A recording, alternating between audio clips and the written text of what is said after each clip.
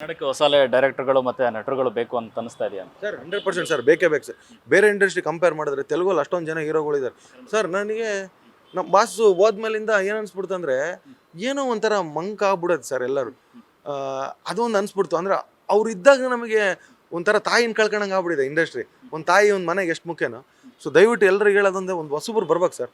ಆಮೇಲೆ ಹೊಸ ಹೊಸ ಸಿನಿಮಾಗಳು ಮಾಡಿ ಆಮೇಲೆ ಒಂದೇ ಸರಿ ಇಲ್ಲಿ ಸ್ಟಾರ್ ಆಗಬೇಕು ಸರ್. ಜನ ಮಾಡಿಬಿಡ್ತಾರೆ ಸರ್ ಸ್ಟಾರ್ನ. ನೀವು ಕೆಲಸ ಮಾಡಿ ಅಷ್ಟೇ, ಬಂದ ತಕ್ಷಣ ಸ್ಟಾರು.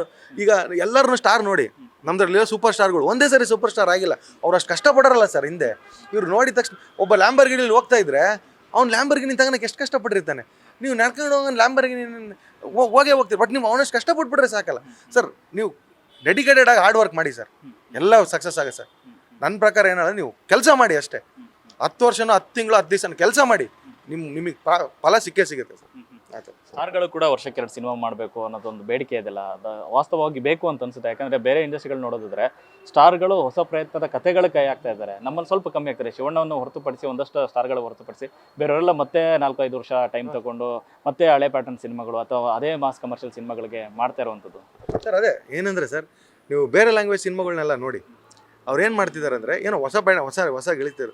ಆಮೇಲೆ ನಮ್ಮದ್ರಲ್ಲಿ ಈ ಸಿಂಗಲ್ ಸ್ಕ್ರೀನ್ ಕಲ್ಚರು ಸರ್, ಅದನ್ನು ಉಳಿಸ್ಬೇಕು ಸರ್ ನಾವು. ಯಾಕಂದರೆ ಥಿಯೇಟ್ರಿಗೆ ಹೋಗಿ ನೋಡೋದು ಮಜಾ ಐತಲ್ಲ ಸರ್, ಅದು ಒಂದು ಕಲ್ಯಾಣ ಮಂಟಪ ಅಥವಾ ಏನೋ ಒಂದು ಇದಾಗ್ಬಿಡುತ್ತೆ. ಜನ ಹೋಗಿಲ್ಲ ಅಂದರೆ ಮಾಲ್ ಆಗ್ಬಿಡುತ್ತೆ.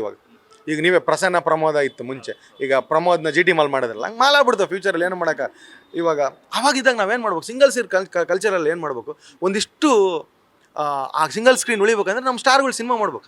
ಇಲ್ಲಿ ಜನಗಳು ಸ್ಟಾರ್ ಸಿನಿಮಾಗಳಿಗೆ ಬರೋದು ಸರ್ ಒಂದೇ ಒಂದು ಸರ್.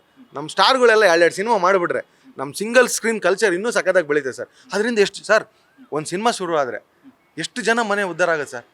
ಲೈಟ್ ಬಾಯಿಂದ ಹಿಡಿದು ಪ್ರೊಡಕ್ಷನ್ ಬಾಯಿಂದ ಹಿಡಿದು ಎಲ್ಲರೂ ಯೂನಿಟಿಂದ ಪ್ರತಿಯೊಬ್ಬರು ಎಲ್ಲರೂ ಕೆಲಸ ಮಾಡ್ತಾರೆ ಸರ್. ಅದರಿಂದ ಒಬ್ಬ ಥಿಯೇಟ್ರಲ್ಲಿ ಪಾಪ್ಕಾರ್ನ್ ಮಾಡೋದ್ರಿಂದ ಸೈಕಲ್ ಸ್ಟ್ಯಾಂಡ್ವರೆಗೂ ದುಡ್ಡು ಬರುತ್ತೆ ಸರ್. ಎಲ್ಲರಿಗೂ ದುಡ್ಡು ಬರುತ್ತೆ ಸರ್. ಎಲ್ಲರೂ ಮನೆ ಮಕ್ಕಳು, ಎಲ್ಲರ ಮನೆ ಹೆಂಡ್ರ ಮಕ್ಕಳು ಎಲ್ಲ ಊಟ ಮಾಡ್ತಾರೆ. ಸಿನಿಮಾಗಿರೋ ತಾಕತ್ತು ಅದಲ್ವಾ ಸರ್. ಸೊ ಅದು ಸಿಂಗಲ್ ಸ್ಕ್ರೀನ್ ಕಲ್ಚರು ಅದೆಲ್ಲ ಬೆಳಿಬೇಕು ಸರ್ ದೊಡ್ಡದಾಗಿ.